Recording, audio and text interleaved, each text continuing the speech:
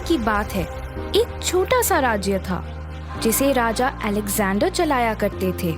ये उसी राज्य की कहानी है जिस राज्य में एक प्रिंस रहा करता था जिसका नाम था चार्ल्स। वो काफी चतुर और समझदार था, एकदम अपने पिता की तरह। उसने वो सारी चीजें सीखी जो एक प्रिंस को आनी चाहिए। प्रिंस होने के साथ साथ वो एक अच्छा इंसान भी था। चार्ल्स अपने पिताजी की राजगद्दी को संभाले हुए देख काफी प्रसन्न हुआ करता था। ये बात राजा ने गौर की और राजा को समझ आ गया कि यही सही वक्त है प्रिंस को शाही तलवार से रूबरू करवाने का। राजा अपने भाई एल्बर्ट से कहते हैं, मुझे लगता है चार्ल्स बड़ा हो रहा है, यही सही वक्त है। प्रिंस को अब शाही तलवार सौंप देनी चाहिए। एल्बर्ट अपने भाई से जलता था क्योंकि राजा और चार्ल्स को सब पसंद करते थे। एक दिन राजा अलेक्जेंडर अपने भाई एल्बर्ट के साथ प्रिंस चार्ल्स के कमरे में गए।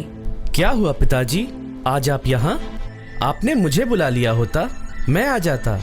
आपने क्यों कष्ट किया यहाँ आने का? राजा हंसते हुए बोलते हैं कि बेटा, आज मैं बहुत विशेष काम से तुम्हारे पास आया हूँ।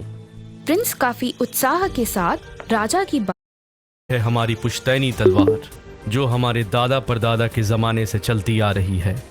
ये तलवार आज से तुम्हारी हुई।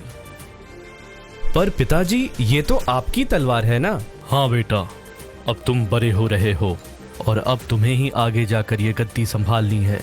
ये बात सुन प्रिंस खुश तो जरूर हुआ, पर मन ही मन वो कुछ सोचने लगा। तभी राजा उसे बोलते हैं, बेटा, तुम इसे कोई मामूली तलवार मत समझना। ये तलवार हमेशा तुम्हारी रक्षा करेगी और सभी मुसीबतों से तुम्हें बचाएगी। और राजा ने तलवार प्रिंस को सौंप दी। प्रिंस ने जैसे ही तलवार अपने हाथ में ली, वो तलवार चमकने लगी। पिताजी, ये तलवार लेकर मैं एक योद्धा से कम महसूस नहीं कर रहा हूँ। ये मुझे काफी अलग शक्तियों का अनुभव दे रही है। तुम इसे अपने से कभी दूर मत करना, चाहे कुछ भी हो जाए। तुम इसे अपने से कभी दूर मत जाने देना। हाँ पिताजी, मैं हमेशा ध्यान रखूंगा। और राजा वहाँ से चले जाते हैं और एल्बर्ट ये सब देखता है। मैं ये होने नहीं दूंगा। मैं ये तलवार अपने बेटे स्टीवन का होते हुए देखना चाहता हूँ। बस एक बार ये तलवार मेरे हाथ लग जाए, बाकी चीजें तो अपने आप मेरी हो ही जाएगी। कुछ साल बीत गए और एक दिन राजा अलेक्जेंडर बहुत बीमार पड़ गए। देखते ही देखते उनकी तबीयत और खराब हो गई। ये सब देखकर एल्बर्ट ने प्रिंस की शादी करने का प्रस्ताव उनके सामने दिया, जिसे सुन राजा अलेक्जेंडर ने बिना कुछ सोचे समझे अपनी हामी भर दी। प्रिंस की शादी किसी दूसरे शहर की प्रिंसेस से हो जाती है। प्रिंस और प्रिंसेस की सोच एक दूसरे से काफी मिलती जुलती थी। एक दिन राजा चार्ल्स कहते हैं, आज से तुम्हारा ध्यान अंकल एल्बर्ट रखेंगे और तुम्हें उनका कहना मानना पड़ेगा। कुछ दिनों बाद राजा चल बसे और सारा बोझ अब चार्ल्स पे आ जाता है। पर चार्ल्स चीजें काफी अच्छे से संभाल लेता है। एक दिन, अब तो तुम्हारे पिता भी नहीं रहे, तो ये तलवार अब तुम्हारे किस काम की? नहीं अंकल एल्बर्ट, पिताजी की ये आखिरी निशानी है। मैं इसे कभी भी किसी कीमत पे अपने से दूर नहीं कर सकता।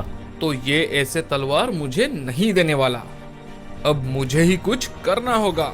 एक दिन प्रिंस अपनी पत्नी को लेकर उसके शहर जा रहे होते हैं। तभी कुछ सिपाही उसे घेर लेते हैं। तुम्हें पता नहीं मैं कौन हूँ? हट जाओ मेरे रास्ते से, वरना अंजाम काफी बुरा होगा। हमें जो करना है वो तो हम करके ही जाएंगे।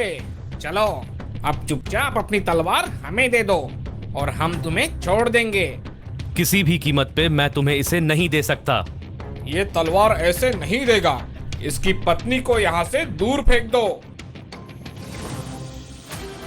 नहीं, ऐसा मत करो। मेरी पत्नी को कुछ मत करना। हार मानकर आखिर चार्ल्स को तलवार देनी ही पड़ी। और तभी वहाँ हंसते हंसते एल्बर्ट आ जाता है और चार्ल्स को समझ आ जाता है कि ये सब किया कराया इसके अंकल का ही है। आखिर लोग अपनों से ही हार जाते हैं। अंकल, आपको पिताजी कितना माना करते थे। उन्होंने मुझे और इस राज्य को आपके ऊपर छोड़ दिया और चले गए। पर उन्हें क्या पता था कि उनका ही सगा भाई उनका सबसे बड़ा दुश्मन है। तुम्हारे पिताजी ने मुझे बस अपने काम के लिए इस्तेमाल किया है और मैं ये अपने बेटे के साथ नहीं होने दूंगा। पिताजी को दिए हुए वचन के कारण चार्ल्स विवश हो गया था। राजा और उसकी पत्नी वहीं जंगल के पास एक कुटिया में रहने लगे और अपना जीवन जीने लगे। और दूसरी ओर एल्बर्ट ने सारी चीजें अपने हाथों में ले ली और वो ऐशो आराम की जिंदगी जीने लगा। कुछ साल बीत जाते हैं। राज्य की हालत बिगड़ गई। वो राज्य जो कभी समृद्धि के लिए जाना जाता था, वो अब एक उदास राज्य बन गया था। सब चीजों की कमी पड़ने लगी। ये सब तुम्हारे कारण हुआ है अल्बर्ट। हमारे देवता जैसे राजा के साथ तुमने छलकर अच्छा नहीं किया, इसीलिए आज हम सबको ये दिन देखना पड़ रहा है। सब राजा एल्बर्ट को कोसने लगे और राजा एल्बर्ट को भी अपनी गलतियों का एहसास हो जाता है। शायद सच में ये सब इसी वजह से हो रहा है। आखिरकार छीनी हुई चीजों से किसी का भला नहीं होता। एल्बर्ट प्रिंस चार्ल्स को ढूंढने लगता है और उसके पास पहुंच जाता है और उसे अपनी गलतियों की माफी भी मांगता है। बेटे, मुझे माफ कर दो।